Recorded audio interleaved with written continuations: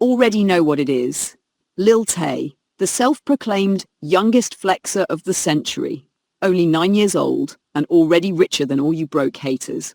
Also, she claimed, flexing in a mansion-sized kitchen, bragging about toilets that cost more than your rent, dripping in Gucci, Louis and Versace. It looked like a kid living her dream. But behind all that flexing was a disturbing truth. Because eventually, the curtain got pulled back. Someone was feeding her every line, literally coaching her to say the wildest, most ignorant things possible. Open quote, no, say it like, you broke, be more ignorant. You gotta pop off harder, close quote. It was all a script. And the internet quickly realized this wasn't just a little girl going viral. This was a carefully manufactured persona. And the person behind it, most signs pointed to her older brother. After the backlash hit, everything came crashing down. Her mom, her dad, her brother all got called out. People started accusing them of abuse, manipulation and exploitation. And just like that, Lil Tay vanished, but not for long. Fast forward to 2023, and out of nowhere, she was back. Sort of. An announcement hit social media. Lil Tay had died. People were stunned, shocked, heartbroken, until it turned out it was all fake. She wasn't dead. She and her brother claimed their accounts were hacked. But let's be honest, no one believed that. It felt like another clout grab, a desperate attempt to get back in the spotlight, and it worked. She came back swinging, open quote, 5 years and you're still broke. The goat is back. You were hating on me when I was 9 and you still haven't come up, close quote. But her return wasn't just about flexing. She dropped serious accusations against her dad, claiming he mistreated her, forced her into bad living conditions, fed her poorly, even accused him of posting creepy Craigslist ads. She wanted CPS involved, and this, apparently, was her explanation for where she had been all those years. But then, things took an even darker turn. Right before her 18th birthday, Lil Tay started teasing something big, something that had people seriously concerned. Open quote, if this tweet gets 10,000 likes, I'll seriously consider making an OnlyFans. Close quote, let that sink in. The same internet that watched her grow up was now watching her count down to launching adult content, and she was hyping it like a product drop. Open quote, should I drop the link on my birthday, June 29th? Every male's been counting down for this. Should I remake this Rolling Stone nude cover? Close quote.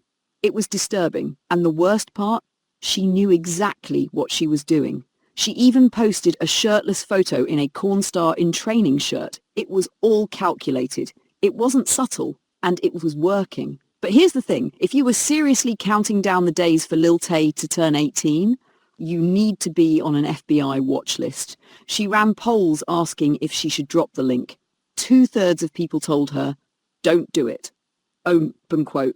Don't ruin your life. Don't go down that road, close quote. But she didn't listen. She dropped the link anyway.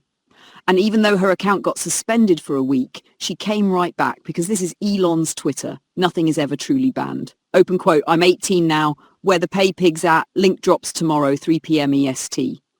Close quote. And just like that, the youngest flexer became the youngest link dropper. And no one, not her family, not her haters, was going to stop her. Because now Lil Tay was getting rich her own way. But here's the sick twist. It still feels like her brother is behind the scenes. In one of her live streams, he's heard coaching her again. Open quote, this is all promo. You're not going to disappoint the people waiting since 2018, right? Close quote, 2018. She was 11 years old, and now her content... She claims it was all shot at 12:01 a.m. on her 18th birthday. She's selling exclusives with captions like, open quote, freshly 18, please don't tell my mom, available for 24 hours only, close quote. Technically legal? Sure, but let's not pretend this isn't morally disgusting. And the worst part?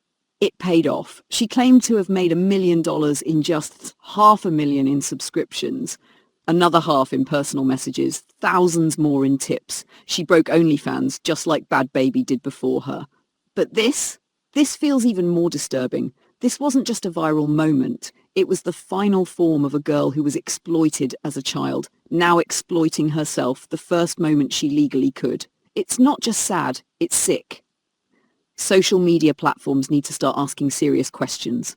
Why are they allowing people to promote this kind of content at 17? And why are tweets like this going viral? Not because people are sharing them, but because the algorithm is literally pushing them onto timelines. Millions of impressions, millions of views.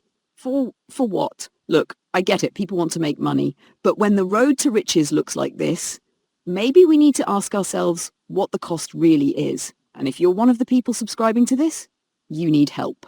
Not judgment, help. Because this isn't normal, this isn't healthy, and it's not okay. Lil Tay made $1 million, but what did it cost? Thanks for watching. Drop your thoughts below. Was this all just another stunt? Or is Lil Tay a product of a broken internet? Smash the like button if you think this needs to be talked about, and subscribe for more deep dives into the wildest stories online. It's been your boy, and as always, stay sharp, stay smart, and don't fall for the clout. Let me know if